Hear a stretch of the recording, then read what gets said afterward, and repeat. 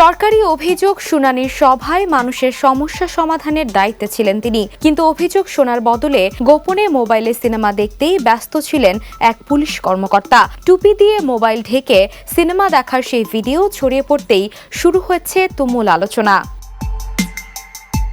সামাজিক যোগাযোগ মাধ্যমে ভাইরাল হওয়া একটি ভিডিওতে দেখা যায় ভারতের উত্তরপ্রদেশের আজমগড় সদর তহসিলে অনুষ্ঠিত সমাধান দিবস কর্মসূচির সময় এক পুলিশ কর্মকর্তা নিজের টুপির আড়ালে মোবাইল ফোন লুকিয়ে সিনেমা দেখছেন। এই কর্মসূচির মূল উদ্দেশ্য ছিল সাধারণ মানুষের অভিযোগ শুনে দ্রুত সমাধানের উদ্যোগ নেওয়া, কিন্তু দায়িত্ব পালনকালে এমন আচরণকে ঘিরে প্রশ্ন উঠেছে অভিযোগকারীদের সমস্যার প্রতি কতটা মনোযোগ দেওয়া হচ্ছিল। ভিডিওটি প্রকাশের পর সামাজিক যোগাযোগ মাধ্যমে মিশ্র প্রতিক্রিয়া দেখা গেছে। অনেকেই সরকারি দায়িত্বে অবহেলার অভিযোগ তুলে ওই কর্মকর্তার বিরুদ্ধে ব্যবস্থা নেয়ার দাবি জানিয়েছেন। আবার কেউ কেউ বলেছেন দীর্ঘ সময় দায়িত্ব পালনের মধ্যে একজন মানুষ হিসেবে কিছুটা মানসিক বিরতির প্রয়োজন হতে পারে।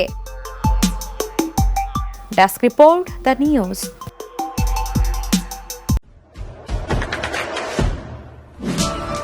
দেশে দেশে সবার সাথে দ্য নিউজ।